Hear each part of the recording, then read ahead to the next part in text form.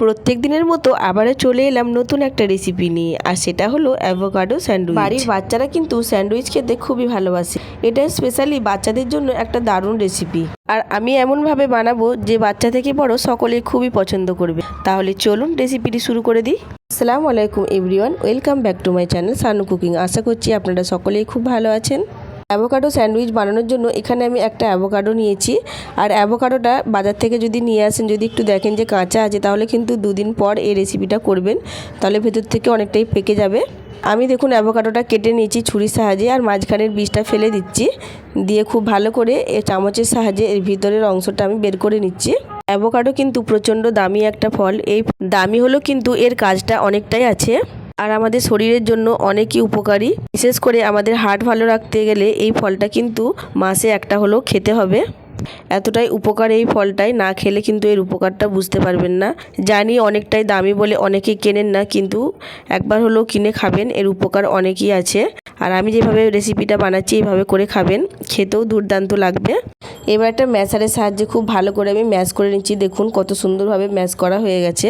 যে সকল বন্ধুরা এতদূর পর্যন্ত আমার ভিডিওটা দেখে এলেন, তাদের সকলকে অসংখ্য ধন্যবাদ। এভাবেই আমার পাশে থাকবেন। এবার আমি এর মধ্যে দিয়ে দেব লেবুর রস। এবার যে যেমন টক খাবেন সে সেরকম হিসাবে দেবেন। আমি এখানে অর্ধেকটা লেবুর রস দিয়ে দিলাম। এবার এখানে আমি দিয়ে দেব কুচিয়ে রাখা পেঁয়াজ।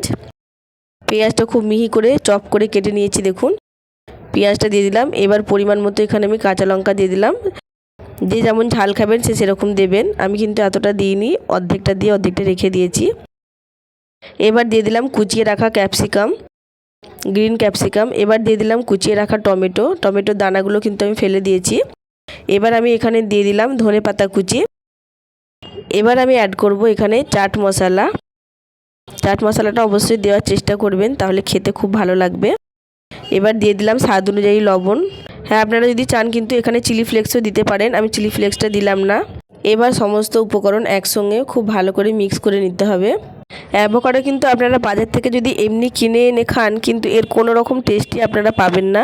কিন্তু এভাবে স্যান্ডউইচ বানিয়ে যদি খান, তাহলে কিন্তু এর দারুণ একটা টেস্ট পাবেন, আর খেতেও খুব ভালো লাগবে, পেটও ভরবে আর মনও ভরবে, সবই ভরে যাবে।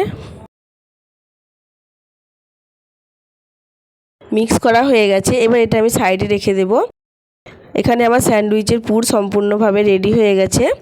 এবার চলুন গ্যাসে চলে যাই। এখানে আমি আগে থেকে একটা ফ্রাইং প্যান বসিয়ে রেখেছিলাম, আর অল্প করে এখানে আমি বাটার দিয়ে দিলাম।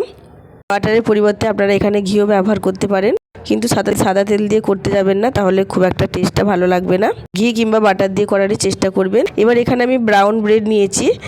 আপনারা যে কোনো ব্রেড নিতে পারেন, কিন্তু ব্রাউন ব্রেডটা আমি এখানে ব্যবহার করেছি। এবার দেখুন ওই পুরটা আমি এক সাইড ভালো করে সেঁকে নিয়েছি। সেঁকে নিয়ে পুরটা একটা করে ব্রেডের উপরে দিয়ে দিচ্ছি। আর ব্রেডটা কিন্তু আমি কোনো রকম সাইড কাটিনি, এরকম যেমন ছিল ঠিক তেমনই দিয়ে দিয়েছি। আপনারা চাইলে সাইডের অংশগুলো কেটেও দিতে পারেন। এবার দেখুন চামচের সাহায্যে ভর্তি করে আমি একদম পুরটা দিয়ে দিচ্ছি।